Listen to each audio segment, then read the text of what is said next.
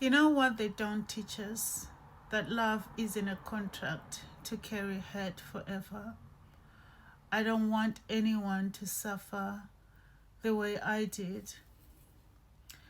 When I was at university, I worked part time at a hospital in the oncology department just to get by. And on weekends, I cared for women going through MS episodes. I watched their vibrant uh, lives fade away, their bodies shut down before my eyes. I'm not comparing their struggles to mine, but soon enough, I felt that the same window of life closing in on me. Your life can diminish before your eyes, and you don't even see it happening. When you are coerced and controlled, you get used to it. You become accustomed to the pain, and the bond of abuse just deepens. My abuser, he recycles women like socks. On his fifth marriage now, one ex-girlfriend couldn't take it, and she took her own life. I almost did the same. I just couldn't carry it all. 4 years on from our divorce, and I'm still fighting. I'm a highly educated, intelligent woman, but I found myself destitute living in my car. No government agency helped me. I have no family, no friends. I am my own friend. And that's the thing about trauma. When you are in the thick of PTSD, domestic abuse, or the aftermath of narcissistic control, fighting back feels impossible. But I had to dig deep, and I'm still digging now. Healing isn't linear. It takes conviction, loads of mental strength, and balancing that strength to fight for your health and your sanity is brutal. When you don't have the words or the tools to find help, this isn't just clinical. It's about natural justice, human rights. There are layers no shrink can fully grasp.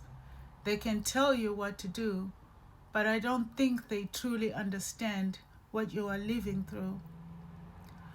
I saw a psychologist on the NHS, 10 sessions, that's all I was allowed to get. He sat me down and he said, "You need to snap out of this really quickly, otherwise I'm going to section you." It was a threat, but I needed to hear it. What was I going to do? Chained to a bed when I had my whole life to fight for. It pushed me harder to cling to my sanity. I'm not out of it yet. I can feel my legs now. I can walk, I can run, I can jump sometimes. But just 6 months ago, I was in hospital again. Couldn't feel my left leg. I had to drag it behind me. I have a stutter now. I never had one before. Messages from my mind to my mouth come slow. My speech, my body, my thoughts, they are still learning to connect. When I started these podcasts, sometimes I didn't sound coherent. I wanted that there because it's part of my journey. If you go back to listening to those early episodes, then you will hear where I am now. You will see exactly what healing looks like. It's not neat, it's not linear, but it is real. I'm a runner, but there were days when my head and my feet were so disconnected. The ground felt uneven under me. Walking downstairs, I would miss a step because my mind couldn't gauge the distance. Sometimes my whole left side, from my head to my toes, they were frozen solid like concrete. I couldn't move. It no matter how hard I tried, My legs felt dead, nerves like gone. If it happened in bed, I had to grab my pajamas just to lift my leg. It was heavy, foreign, not mine at all. I didn't have the words for it, still don't, not fully. I wondered if I had MS too, but I knew one thing: death starts with lack of movement, with muscles that stop working, with a mind and body that can't talk to each other.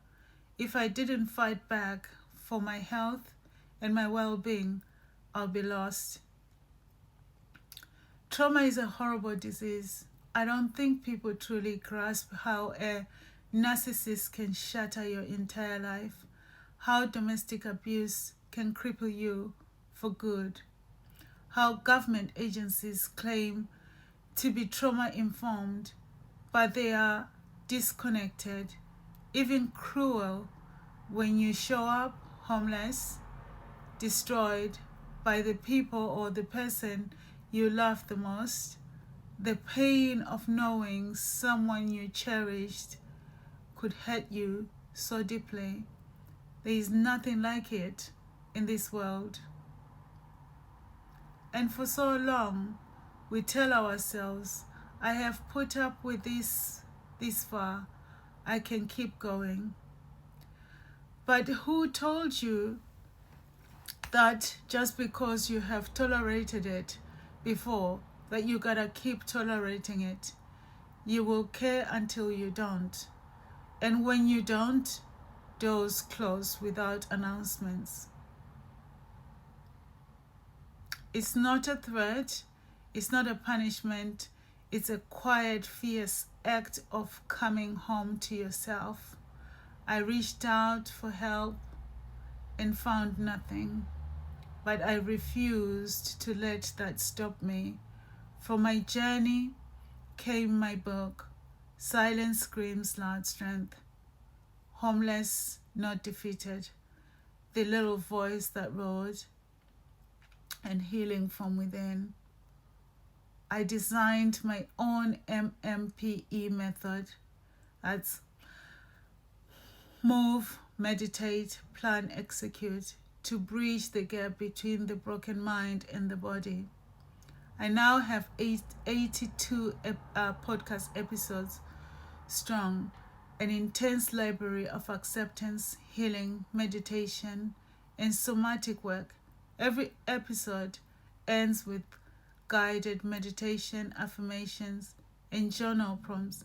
These recordings don't just help others, they heal me too.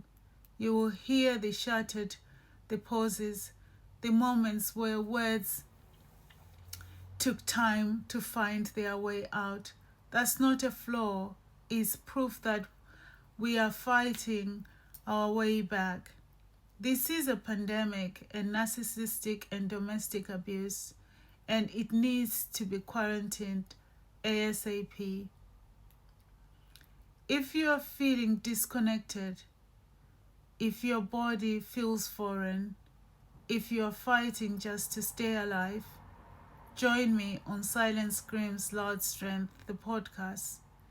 Find us on all major platforms. Grab my book and let's fight for our lives together.